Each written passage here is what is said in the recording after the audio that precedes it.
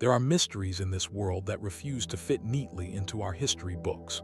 From massive earthworks shaped with mathematical accuracy to artifacts that seem centuries ahead of their era, tonight we're uncovering strange puzzles from Mississippi's ancient past that defy conventional explanation.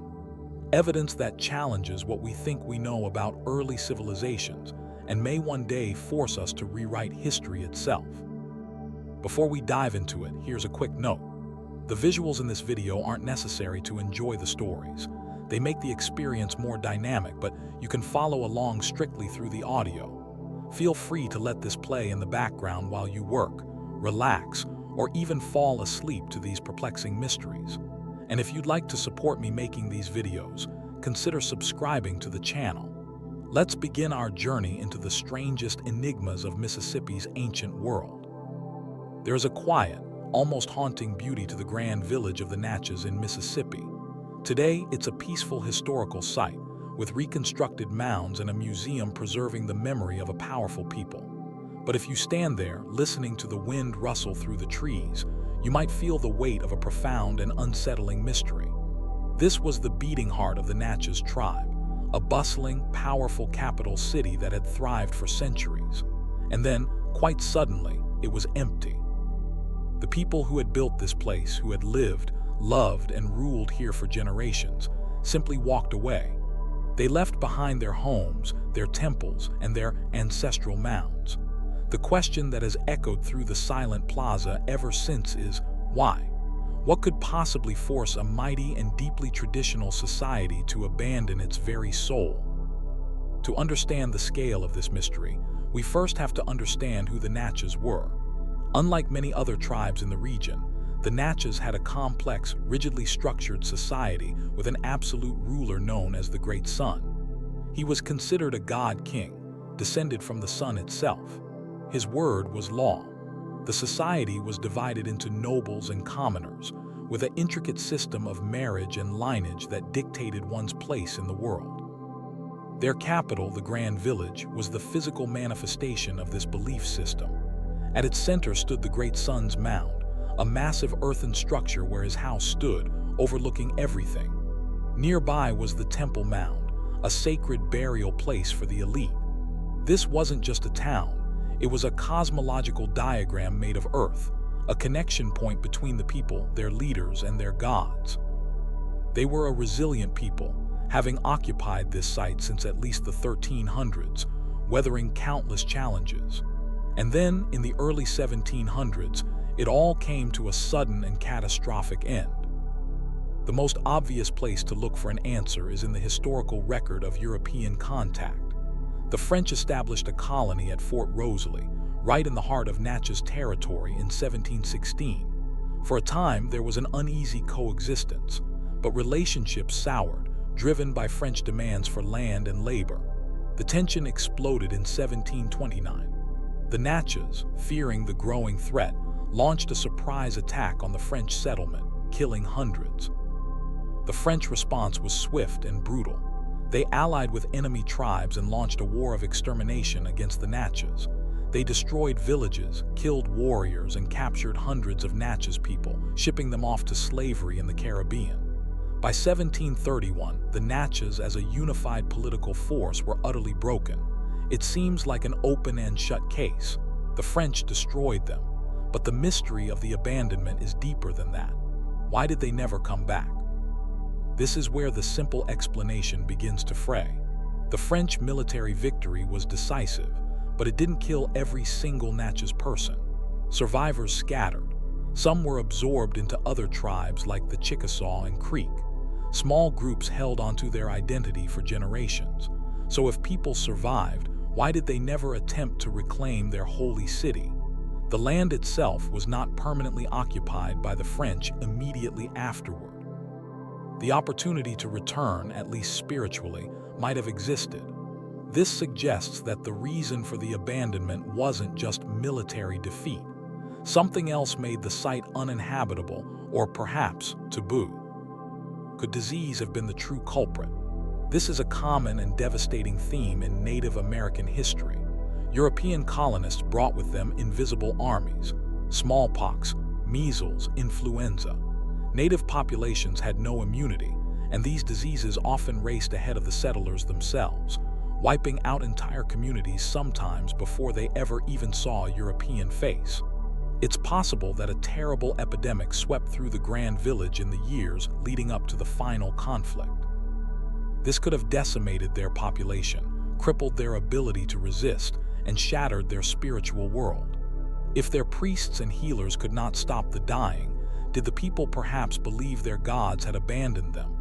That the very ground was cursed? A military defeat can be avenged, but if the land itself is seen as spiritually polluted, no one would ever return. There is no concrete archaeological evidence for a specific epidemic, but the absence of evidence is not evidence of absence when it comes to diseases that leave no mark on bone. Another theory points to a more subtle form of collapse. The Natchez way of life was intimately tied to their leadership. The Great Sun was not just a political leader, he was the linchpin of their entire universe. What if, in the chaos of war and disease, the royal lineage was broken? What if the last Great Sun was killed, with no clear successor who embodied the same divine authority? Without their living God, the entire social and religious order would have crumbled. The mounds and the temple were powerful because of the rituals performed there by the rightful leaders. Without those leaders, the place would have lost its meaning. It would have become just a collection of empty hills, a ghost of a forgotten power. The survivors may have chosen to leave the past behind, carrying their stories with them but never again awakening the sacred heart of their civilization. The truth likely lies in a terrible combination of all these factors. A society already weakened by disease and the stresses of colonialism was pushed over the edge by a devastating war. The French provided the final, violent blow, but the foundations may have already been cracking. The abandonment of the Grand Village stands as a poignant mystery. It makes us wonder about the fragile connections that bind a people to a place. It forces us to ask what it truly takes to make a home not just physically untenable, but spiritually forsaken. The Natchez people survived, but their capital did not. They left behind a silent testament to a sudden and tragic end, a mystery buried not in the earth, but in the forgotten reasons of the human heart. In the flat, fertile landscape of the Mississippi Delta, near the town of Greenville, a series of great earthen mounds rise abruptly from the earth. This is the Winterville Mounds site, one of the largest and most impressive ceremonial centers of the ancient Mississippian culture. At its peak, between 1200 and 1450 AD, it was a place of immense power and activity. The main platform mound, Mound A, is a colossal structure, 55 feet tall, making it one of the tallest prehistoric mounds in the United States. It would have towered over the flat plain, a man-made mountain supporting the temple of a powerful leader. Dozens of smaller mounds dot the site, hinting at a complex and layered society. But when archaeologists began to excavate Winterville, they uncovered a puzzle that defies easy explanation. The vast, open plaza at the center of all this activity is completely empty. This wasn't just a random empty space. This was the sacred core of the complex, and it is utterly devoid of the artifacts, burials, and debris that normally litter ancient grounds. Why? What was the purpose of this meticulously maintained void? The plaza at Winterville is enormous. It covers over 40 acres, and it was carefully engineered and kept scrupulously clean by its creators. For comparison, imagine 30 football fields placed side by side, all stripped bare of any everyday clutter. This is profoundly unusual. In most ancient settlements, especially large ceremonial centers, the central plaza is where life happens.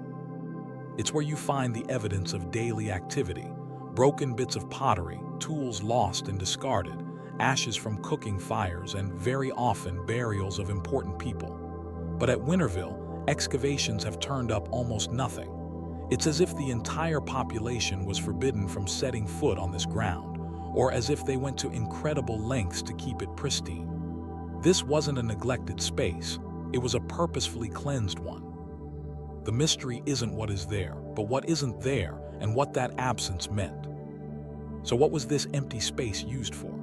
The most widely accepted theory is that the plaza served as a grand stage for ceremonial gatherings and rituals that were central to the Mississippian worldview.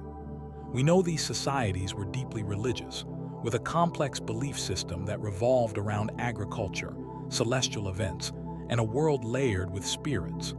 The plaza, surrounded by the mounds of the elites and the priests, would have been the perfect theater for public spectacles. Thousands of people could have gathered here to witness rituals, dances, and games that reinforced the social order and connected them to the spiritual realm. The most sacred of these events likely involved the game of chunky, a sport played with a stone disc and long poles that was far more than just a game. It was a ritual filled with political and religious significance. Keeping this space empty would have magnified the drama of these events. It created a clear separation between the ordinary world and the sacred world, between the people and the powerful figures performing the rituals on the mounds above them. The emptiness itself was a symbol of purity and potential, a blank slate ready to be activated by ceremony. But there is another, more intriguing possibility. What if the plaza was kept empty because it was itself a sacred symbol? Some archaeologists and researchers have proposed that the entire site layout, with its towering mounds and vast, flat plaza, was a physical representation of the Mississippian cosmos. In their belief system, the world was often seen as a flat plain with tiers above and below. The Great Mound, with its temple, could represent the upper world of the spirits and celestial beings. The flat earth of the plaza could represent the middle world, the world of humans, and the underworld. Perhaps the emptiness of the plaza was a symbolic portal. By keeping it clear of any permanent structures or burials, they were preserving a conduit to the spiritual realms below. To bury someone or build something there would be to block that connection. The void was not empty, it was full of meaning and power. It was a door that was never to be closed. This leads us to a darker, more practical question. How did they keep it so clean? The sheer effort involved in maintaining a 40-acre plot of land completely free of debris is staggering. It suggests a level of social control and organization that is incredible to contemplate. Were their religious edicts so powerful that not a single person dared to drop a broken tool or a piece of pottery? Was a special class of people, perhaps priests or attendants, tasked with constantly sweeping and cleaning this massive area? The absence of material tells us that the rules governing this space were absolute and universally respected. It implies that the spiritual authority of the leaders living on Mound A was unquestioned. The empty plaza is, in its own way, just as impressive an engineering feat as the mounds themselves. It is a monument not of earth, but of order. The mystery of Winterville's empty center may never be fully solved. Unlike the Grand Village, there is no historical record of the people who built it. We only have the silent testimony of the earth itself. The empty plaza forces us to confront the limitations of archaeology. We are excellent at studying what people left behind, but how do we study what they deliberately took away? How do we understand a sacred void? The answer lies not in objects, but in ideas. The emptiness was a canvas for belief. It was a space designed for gathering, for ritual, and for connecting with something beyond the physical world. It stands as a powerful reminder that for ancient cultures, the most important things were not always things you could hold in your hand. Sometimes, the most powerful symbol of all was nothing at all. In the lush, rolling landscape of southwestern Mississippi, just off the historic Natchez Trace Parkway, sits a monument that defies belief. This is the Emerald Mound, a colossal, flat-topped earthen structure that stretches over 8 acres. It is the second largest ceremonial mound in the United States, surpassed only by Monk's Mound at Cahokia in Illinois. To stand at its base and look up its steep, grass-covered slopes is to feel a deep sense of awe. But that awe quickly turns to bafflement when you consider the facts. This gigantic earthwork was built not by machines, not by beasts of burden, but by human hands. The builders were the ancestors of the Natchez people, a culture we now call the Mississippians, and they constructed this titanic structure one basketful of earth at a time. The sheer scale of the endeavor is almost incomprehensible. How did they achieve such an engineering marvel with what we would consider primitive technology? And what secret knowledge, now lost to time, allowed them to create something so enduring? The numbers alone are staggering. Archaeologists estimate that it took over 700,000 cubic yards of soil to build Emerald Mound. To put that in perspective, that's enough dirt to fill a line of 10-wheel dump trucks stretching for over 175 miles. The mound rises 35 feet above the surrounding ground, and its flat summit is larger than 2 American football fields placed side by side. But Emerald Mound is not just a simple hill. It is a complex, multi-stage structure. It began as a smaller natural hill, which was then sculpted and massively enlarged. Even more impressive, 2 smaller secondary mounds sit atop its vast plateau, like satellites orbiting a central peak. This was not haphazard piling of dirt. This was precise, intentional, and visionary engineering. The design had to be planned, and the execution had to be meticulously managed over generations. The question is how?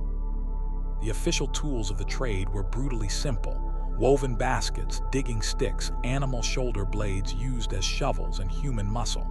There were no wheels, no metal tools, no pulleys. Teams of workers would have loosened the soil with their digging sticks and scapula shovels, scooped it into baskets capable of holding 40 or 50 pounds of earth, carried those baskets to the growing mound, and dumped their load. Then they would have returned to do it again, and again, and again, for millions of trips.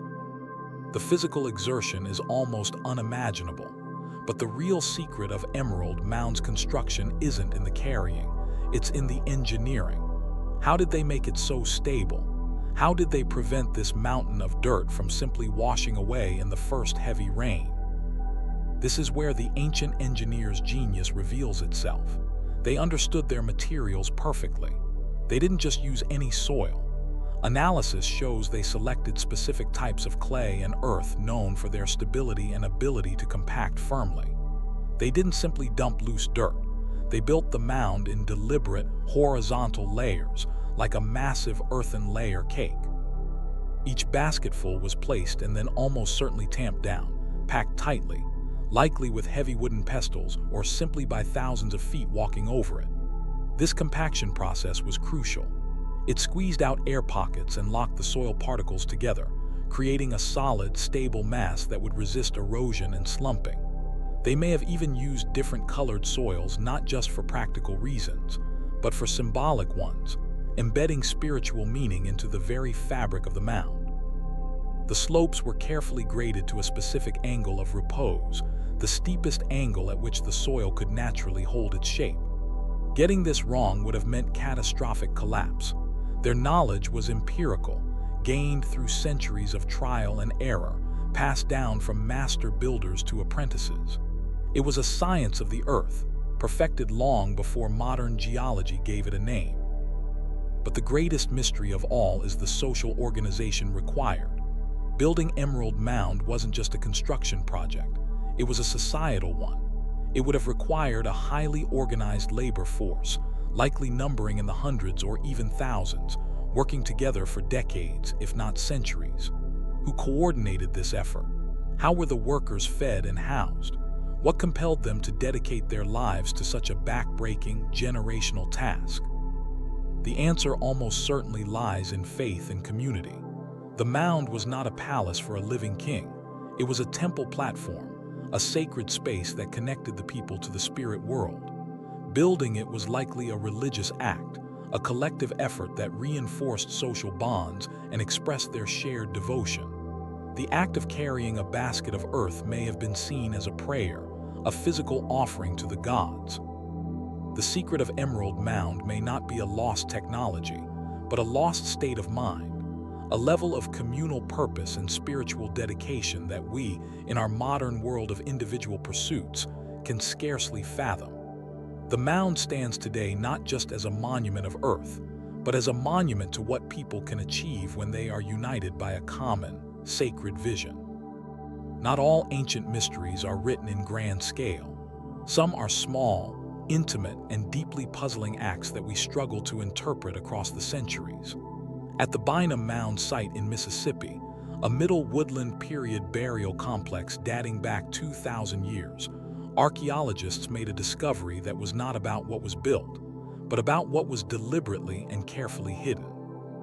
While excavating one of the smaller mounds, they uncovered something extraordinary, a perfectly preserved clay-lined fire altar showing clear signs of intense, repeated use. This was a sacred space, a place where ceremonies were performed, offerings were made, and prayers were sent skyward on tendrils of smoke. And then they did something that seems counterintuitive to us. After its final use, they did not abandon it. They did not destroy it. Instead, they performed a slow, respectful, and meticulous ritual of burial. They entombed their own altar under tons of earth, sealing it away forever. Why? What would compel a people to hide the very heart of their spiritual life? The altar itself was a masterpiece of simple design and profound purpose.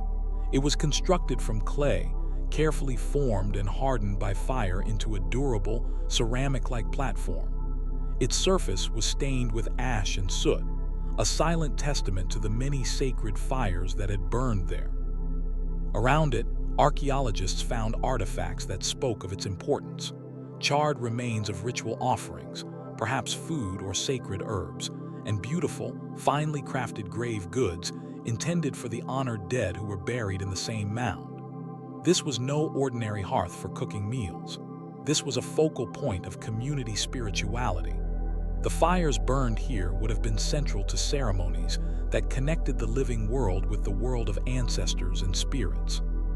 The altar was, in a very real sense, a portal, and then they closed that portal. The act of burial was clearly intentional and ritualistic.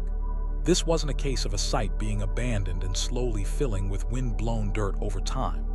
The earth that covered the altar was clean, specially selected clay, brought in basket load after basket load and laid down with care.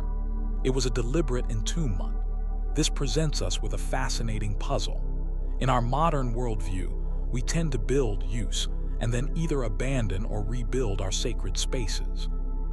We do not typically bury them while they are still perfectly functional. So what ancient belief system could explain this? Archaeologists and anthropologists have several theories, each offering a glimpse into a different way of seeing the world. One compelling theory is that the altar was considered a living, sacred entity itself. Through its use, it had absorbed immense spiritual power. This power may have been seen as both beneficial and dangerous, like a live electrical current. After the ceremonies were complete, or perhaps after the death of a particularly important leader associated with it, that power needed to be contained. Leaving such a potent spiritual object exposed might have been considered unsafe, a threat to the community if disturbed or misused. Burying it was a way to safely decommission it, to return its power to the earth from which it came, without violating its sanctity. It was an act of respect for a powerful object, not the disposal of a used one. Another possibility is that the altar was so sacred that it could not be allowed to decay or be defiled. By burying it in a pristine state, at the peak of its use, the people were preserving its perfection for eternity. They were effectively creating a time capsule of their faith, sealing a perfect moment of spiritual connection under a protective layer of earth. The mound that grew over it then became more than just a burial site. It became a guardian, a permanent monument protecting this most holy of relics. The altar wasn't being hidden from view. It was being given a place of ultimate honor, forever enshrined within the body of the Earth Mother. A third, more poignant theory suggests that the burial was an act of closure.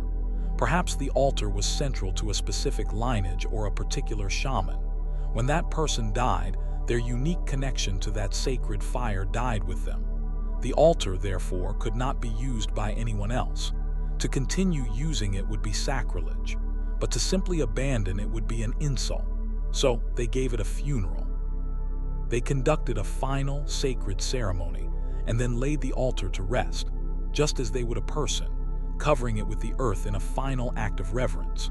The mystery of the buried altar may never be solved with certainty, but it forces us to recognize the deep and complex relationships ancient peoples had with their spiritual objects. They saw a world alive with spirit, where even a platform of clay could hold a powerful essence deserving of a solemn and sacred farewell. In the world of archaeology, a single small object can sometimes threaten to shatter entire chapters of human history. It can lie quietly in a collection for decades, its true significance overlooked, until one day, someone looks at it a little differently. And in that moment, everything we thought we knew is thrown into question. This is the story of a curious artifact found in the state of Mississippi, a bone fragment dark with age, about the size of a human palm. On its surface, etched into the smooth surface, is a clear, unmistakable image. It is the image of a massive, tusked-trunked creature, a creature that has been extinct for over 10,000 years. It appears to be a mammoth. If this carving is authentic, if it is truly ancient, it is not just a piece of art. It is a seismic piece of evidence, a message from a lost world that could force us to completely rewrite the story of art and humanity in ancient North America. But is it real? Or is it an elaborate, modern hoax? The debate over this tiny piece of bone is anything but small. The story begins in the late 1960s or early 1970s. The exact details are frustratingly hazy, which is itself a major part of the mystery. A man named James Word was reportedly searching for fossils in a field near his farm in Rankin County, Mississippi, when he discovered the engraved bone. He added it to his personal collection of fossils and artifacts, where it remained for years, just a curious oddity. It wasn't until the early 2000s that it caught the serious attention of researchers. When they finally examined it, the implications were staggering. The bone itself was identified as a fragment from the leg of a Pleistocene-era mammal, possibly a bison or a giant sloth, animals that roamed North America during the last ice age. But the engraving was the star. It depicts a powerful, walking animal with a high, domed head, a long trunk, and a single, sweeping tusk. The proportions and features are undeniably reminiscent of a mammoth. The lines of the engraving are weathered and patinated, meaning they share the same aged, dark gloss as the rest of the bone's surface, suggesting they are not new. This is where the mystery deepens into a fierce scientific controversy. The established history tells us that the first humans, the Clovis people, entered North America around 13,000 years ago. While they certainly hunted mammoths and other megafauna, no undisputed example of a prehistoric mammoth carving has ever been found in the United States. Cave paintings of mammoths are famous in Europe, but here, nothing. So if the Mississippi carving is genuine, it implies one of two earth-shattering possibilities. Either the Clovis people were creating detailed artistic depictions of their prey, something for which we have no other evidence, or even more radically, it suggests that people were here earlier than we think, a group with an artistic tradition that predates the Clovis culture. Either conclusion would be a monumental breakthrough. So why isn't it in every history textbook? Because the shadow of doubt is long and persistent. The circumstances of its discovery are a major problem. It was not found by archaeologists during a controlled excavation. It was a surface find, picked up in a field with no precise location data, no surrounding artifacts to help date it, and no layers of soil to provide context. This alone makes many experts deeply skeptical. Without a clear provenance, the door is left wide open for the possibility of a hoax. Could a modern artist have taken an ancient fossil bone and engraved the image onto it? Absolutely. The patina in the lines could potentially be faked with chemicals or simply by aging the object for a number of years. Skeptics point out that the engraving style looks surprisingly fresh and precise for something supposedly 12,000 years old. They argue that if ancient Americans were creating such detailed art, we would have found more of it by now. The burden of proof for something that challenges the paradigm is immense, and for many, this single, lonely artifact with its cloudy history is not enough to meet that burden. The mystery of the Mississippi mammoth carving remains exactly that, a mystery. It sits at a frustrating crossroads, a tantalizing clue that is either a key to a forgotten past or a brilliant forgery designed to fool us. Scientific techniques like electron microscopy could potentially analyze the engraving grooves for signs of modern tools, but even such tests might not provide a definitive answer that satisfies everyone. So we are left with a haunting image. A picture of a creature that hasn't walked this earth for millennia, carved onto a bone that is just as ancient. Is it a genuine glimpse into the mind of an Ice Age artist who looked upon a mighty mammoth and felt compelled to capture its essence? Or is it a clever fake, a puzzle created not to inform us, but to deceive? The bone fragment itself offers no easy answers, only a silent, stubborn challenge to everything we think we know. Every culture has a place of origin, a sacred site that anchors its people to the land and to their very identity. For the Choctaw Nation, one of the largest Native American tribes, that place is Nanih Waiya. Located in Winston County, Mississippi, Nanih Waiya is revered as the Mother Mound. It is not the largest mound, but it is perhaps the most spiritually significant. Choctaw oral history is clear and unwavering. This is the place from which their ancestors emerged into this world. The Great Mound itself is a powerful symbol of this birth. But beside the mound lies another, more enigmatic feature, a man-made cave. This isn't a natural geological formation. It is a tunnel dug deep into the earth by human hands, its walls shored up with wood and stone. And its true purpose remains one of the deepest and most compelling mysteries of the region. Why did ancient people go to such tremendous effort to create this dark, subterranean passage? What sacred rituals or profound necessities did it serve? The Choctaw creation story gives the mound its primary meaning. They tell of a time long ago when their people lived deep underground, in a world of darkness. They became dissatisfied and sent a team of explorers to find a new home on the surface. These explorers returned with reports of a lush, beautiful land. Guided by a magical pole that leaned in the direction they should travel, the people journeyed for many days. Finally, the pole stood straight up, signaling they had arrived at their destined homeland. At that spot, the great mound of Nanih Waiya rose from the earth, and the people emerged from beneath it into the sunlight, becoming the Choctaw. The mound is, literally, their birthplace. This profound cultural narrative explains the mound's importance, but the cave beside it adds a layer of practical and spiritual intrigue that echoes this very story. The cave itself is a feat of determined excavation. It extends over 100 feet into a hillside, and it was clearly a massive undertaking. The tunnel is narrow and low, requiring a person to crouch or crawl to move through it. Its construction speaks of a powerful intention. This was not dug for storage or for shelter. It was dug for a specific and likely sacred purpose.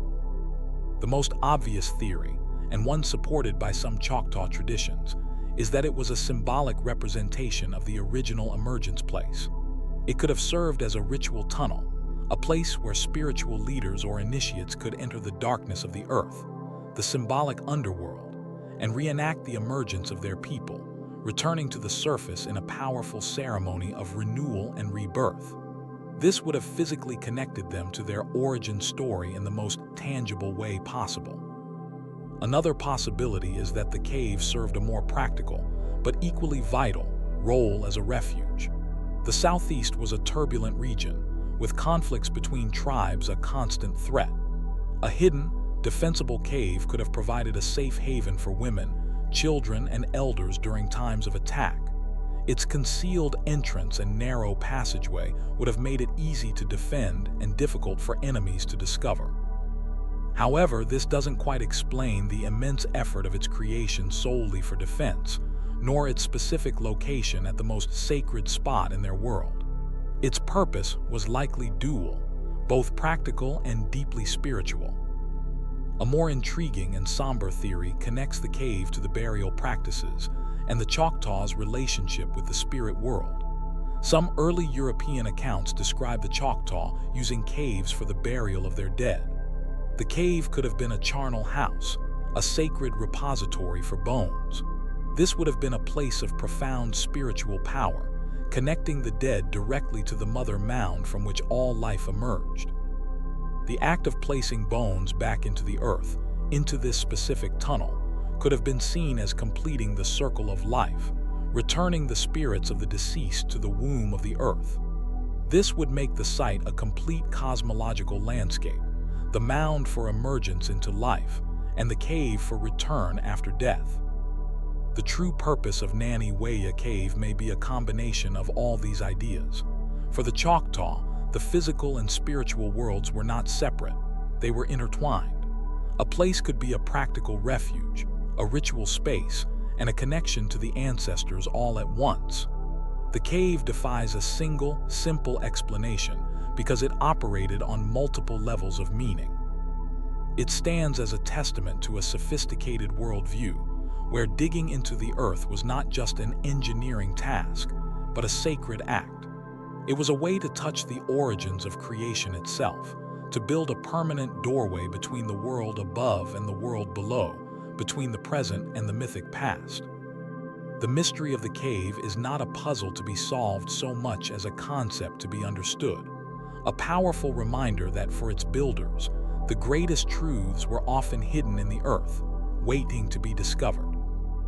Deep in the heart of the Mississippi Delta, far from the great ceremonial centers, lies a site that seems at first glance to be a quiet backwater. This is Jaketon, a place inhabited for thousands of years. But this unassuming location holds a secret that has baffled archaeologists for decades. Scattered across its acres, buried in its soil, are not grand mounds or golden treasures, but countless millions of small, fired clay objects. We call them Poverty Point objects, named for the massive trade and ceremonial center in Louisiana they are associated with. But at Jaketon, they exist on an almost unimaginable scale. Who made them? And why did they produce them in such staggering numbers?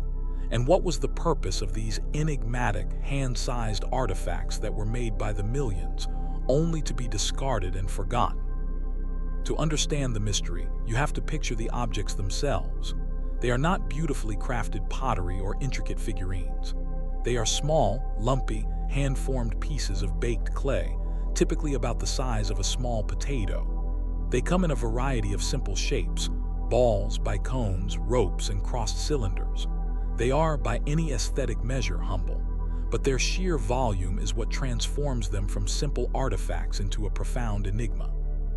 Estimates suggest that at the main Poverty Point site and its outposts like Jaketon, millions of these objects were made. The scale of production is industrial. This was not a casual hobby. This was a central driving activity for the people living here over 3,000 years ago. The question is, why? What could possibly require the manufacture of so many nearly identical, simple clay items? The most widely accepted theory is that these objects were a revolutionary form of cooking technology. The concept is known as stone boiling. The idea is that these clay balls were heated in a large, roaring fire until they were glowing hot. They were then carefully raked out and dropped into a container, perhaps a woven basket or a hollowed-out log, which was filled with water and food. The hot stones would transfer their heat to the water, bringing it to a boil and cooking the food. This was a brilliant way to cook without having to put a flammable container directly on the fire. But why clay? And why so many? The problem with stone boiling is that typical river rocks can crack and explode when heated repeatedly. Fired clay is more durable, but even clay objects would eventually crack and become useless after multiple uses, necessitating a constant, steady supply. This theory paints Jaketon as a kind of ancient factory, churning out disposable cooking tools for a large and thriving population. But not everyone is convinced by the culinary explanation. The cooking stone theory has its flaws. For one, many of these objects have been found completely unused. They show no signs of ever having been exposed to extreme heat. There are no scorch marks, no cracking from thermal stress. If they were meant for cooking, why were so many made and then never used? This has led to alternative, more intriguing ideas. Some researchers propose they were used as loom weights for weaving, their heft helping to tension vertical threads on a loom. Others suggest they could have been a form of counting device or a primitive system of record keeping. with different shapes representing different quantities or items.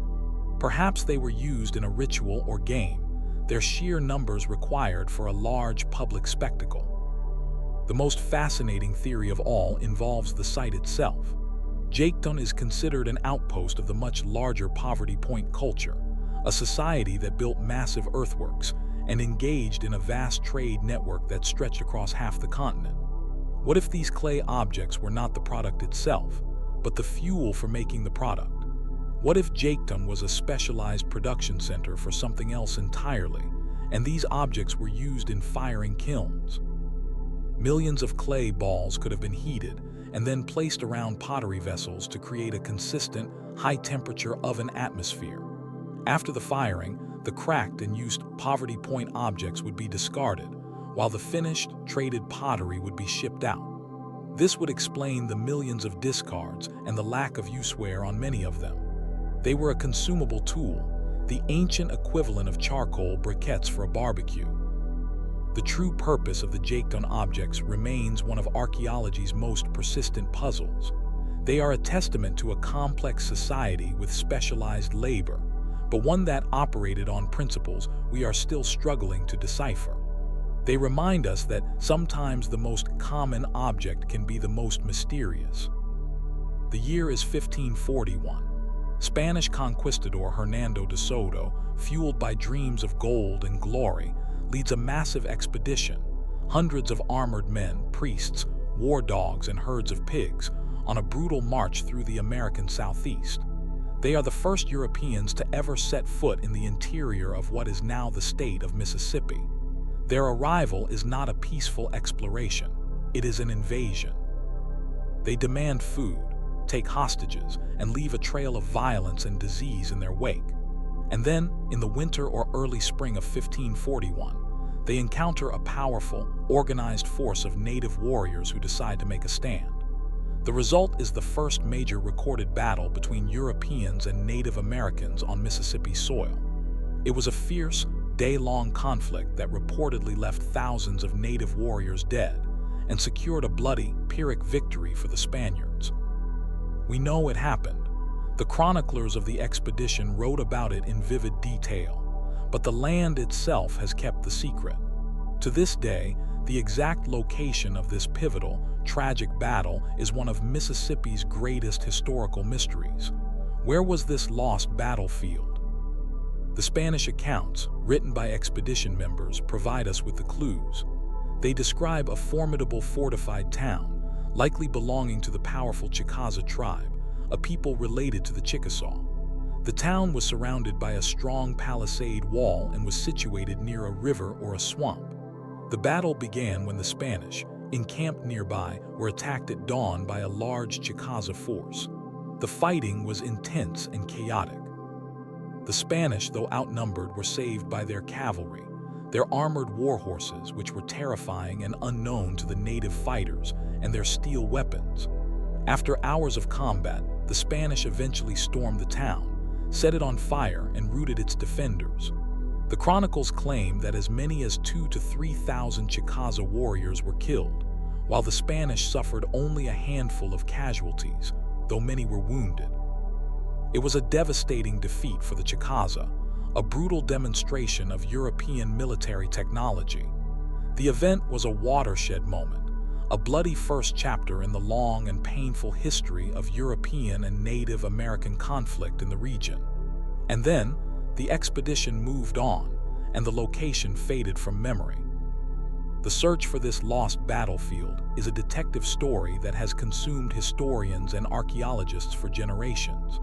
The clues are all textual, buried in the translated and sometimes contradictory diaries of the De Soto Expedition.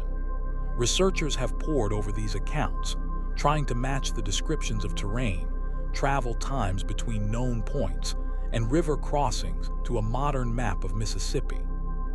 They look for a place that fits the description, a site that would have been suitable for a large village, with evidence of ancient habitation, near a river or swampy ground that could have provided a defensive advantage. The general area is believed to be in northeast Mississippi, somewhere in the region that was the heartland of the Chickasaw people. but that still leaves a vast territory to explore. The challenge is immense. The landscape of 1541 is not the landscape of today. Rivers have changed course, forests have been cleared, and swamps have been drained. Centuries of farming and development have erased surface clues. A battlefield from this period would not look like a Civil War site, with cannonballs and brass buttons strewn about. The artifacts would be incredibly sparse. Perhaps a single Spanish nail, a twisted piece of chain mail, a single iron knife blade, or a spent lead shot from an arquebus, lying mixed with Native American pottery shads in the soil. Finding such a needle in a haystack requires not just luck, but a systematic, scientific search. Metal detectors and soil sampling become the primary tools. But even then, without a clear written record, a specific river name we can still identify, a unique geological feature, the search is like trying to find a specific grain of sand on a beach. The lost battlefield of De Soto and the Choctaw is more than just an academic exercise. It is hallowed ground. It represents the moment two worlds collided with catastrophic force. Finding it would provide a tangible connection to that fateful day, allowing archaeologists to understand the tactics used, the weapons involved, and perhaps even to honor the incredible bravery of the Choctaw warriors who stood against an unimaginable foe. Its continued obscurity is a powerful reminder of how much history remains buried beneath our feet, waiting for the right clue, the right technology, or the right determined searcher to finally bring it to light.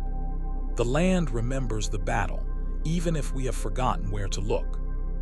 In the vast, fertile floodplain of the Yazoo Basin in Mississippi, the land tells two very different stories. The first is one of modern agriculture, of endless fields of cotton and soybeans that stretch to the horizon. But beneath the plow lines and the rich soil lies a second, far older and largely forgotten story. This was once one of the most densely populated and culturally vibrant landscapes in all of ancient North America. It was a world of bustling villages, complex societies, and countless ceremonial earthworks. Thousands of mounds once dotted this river valley, built over centuries by the ancestors of tribes like the Tunica, Yazoo, and Choctaw. But today, the vast majority of them are gone. They are the ghost mounds of the Yazoo Basin, erased from the earth before they could ever be properly studied. Their disappearance represents one of the greatest and most silent tragedies in American archaeology. What was lost when these ancient structures were plowed flat, and what secrets did they take with them? The scale of the loss is almost impossible to overstate. In the late 19th century, as archaeologists first began to seriously catalog the prehistoric remains of the continent, surveyors like Gerard Fouque traveled through the Yazoo Basin. They were stunned by what they saw. In report after report, they described a landscape literally covered in mounds. There were large, flat-topped platform mounds that served as bases for temples and chiefs' houses. There were conical burial mounds containing the remains of important individuals, often surrounded by beautiful, crafted grave goods. And there were low, wide mounds whose purposes we can only guess at. Fouque and others estimated their numbers in the many thousands. They were not isolated monuments. They were part of a connected cultural tapestry, a network of communities that transformed the very shape of the land to fit their worldview. This was an engineered sacred geography. And within a few short decades, it was almost entirely obliterated. The cause of this destruction was not a natural disaster or an invading army. It was the steel plow. As settlers moved into the Delta in the 19th and early 20th centuries, they saw the incredibly rich, deep soil of the basin as an agricultural gold mine. But those same fertile plains were where ancient people had chosen to build their lives and their mounds. To the farmers, these earthen structures were obstacles. They were in the way of straight plow lines and large fields. One by one, season by season, the mounds were systematically leveled. The soil that had been so carefully carried basket by basket to create these sacred spaces was now scraped away and spread across fields. The ancient pottery, stone tools, and bones within were churned up and crushed. The process was so efficient, and so complete that by the time modern archaeology developed the tools and techniques to properly understand these sites, they were already gone. We have only the hurried, often incomplete notes and maps from those early surveyors to tell us what was once there. They are like a blurry photograph of a lost world. The tragedy is not just the loss of the mounds themselves, but the loss of context and meaning. A mound is not just a pile of dirt. It is a book, its layers containing the story of a community across generations. Each basket load of soil represents an event, a ceremony, a renewal. By excavating a mound carefully, archaeologists can read this story. They can learn about changes in leadership, shifts in religious practices, trade networks from the artifacts placed within, and even environmental conditions from the preserved plant remains. When a mound is plowed flat, that story is shredded. The layers are mixed into a meaningless jumble. The exquisite grave goods that could tell us about artistry and belief are shattered and scattered. The ghost mounds represent a library of untold histories that we burned down before we ever learned to read the language. We will never know the specific rituals performed on those platforms, or the names of the leaders buried within those hills. Today, only a tiny handful of these mounds survive, often preserved in state parks or on private land where a conscious decision was made to save them. They stand as lonely sentinels, mere hints of the vast civilization that once thrived there. The ghost mounds of the Yazoo Basin serve as a silent, sobering lesson. They remind us that history is fragile and that progress often comes with an irreplaceable cost. They force us to wonder about the thousands of stories that are now permanently woven into the soil of cotton and soybean fields, forever silent, waiting for a listener who will never come. Most cultures have a story of a great journey, a foundational epic that explains how they came to be in their homeland. For the Choctaw people, this story is not just a myth. It is a deeply held truth that has been passed down through countless generations. It is the story of the Great Migration, a long and arduous trek from a land far to the west, led by a mysterious and sacred pole. This legend is the bedrock of Choctaw identity, placing them in Mississippi not by accident, but by divine guidance. But like all great oral histories, it invites a fascinating question from the modern world. Could this story, preserved for centuries in spoken word, contain a kernel of historical truth? Was the Choctaws' journey a real migration? And if so, what powerful force could have compelled an entire people to abandon their homes and walk into the unknown? The legend, as traditionally told, is beautiful in its simplicity and power. Long ago, the Choctaw lived in a land far to the west, a place often described as being on the other side of the great river, the Mississippi. They were not happy there. They decided to seek a new home, a promised land. To guide them, their spiritual leaders provided a magical pole. Each night when they made camp, they would plant the pole upright in the ground. Each morning, they would awake to find the pole leaning in the direction they were to travel that day. For many days and nights, this ritual continued, the pole their only compass. The people followed its silent instruction without question. Finally, after a long and difficult journey, they camped near what is now Nanih, Waiya in Mississippi. The next morning, they awoke to find the pole standing perfectly straight and upright. It did not lean. This was the sign they had been waiting for. They had arrived at their destined homeland. At that very spot, the great mother mound of Nanih Waiya rose from the earth, and the Choctaw people emerged into this new world, or perhaps simply began to build their new life there. The pole's work was done. This story is rich with spiritual and symbolic meaning. The pole represents faith, divine direction, and the collective will of the people. But scholars and historians have long wondered if such a detailed and persistent legend could also be a cultural memory of an actual historical event. If the Choctaw did indeed migrate from the west, what could have been the catalyst? What great push could have set an entire culture in motion? Archaeologists looking for clues often turn to the broader patterns of prehistory.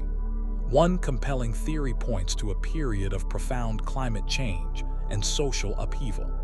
Around the time of the megadroughts between the years 1100 and 1400 AD, the great Mississippian city of Cahokia, located near the Mississippi River in Illinois, began its dramatic collapse. This was the largest and most complex civilization north of Mexico, and its decline would have sent shockwaves across the entire region.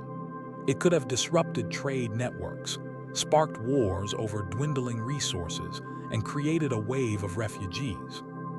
Perhaps the Choctaw ancestors were among those groups displaced by this chaos. Their migration eastward, away from the crumbling centers of power, could have been a search for stability and a new beginning. The legend's description of an unhappy life in the West could be a memory of this turbulent time. The great river they crossed could indeed be the Mississippi, a formidable geographical and symbolic boundary. Their journey would have been a desperate struggle for survival, their faith in their leaders and their rituals the only thing holding them together. The pole leaning each day could symbolize the wisdom of scouts or leaders finding the safest path forward. And their arrival in the wooded hills of eastern Mississippi, so different from the floodplains of the West, would have felt like a true promised land, a place of abundance and safety where they could finally put down roots.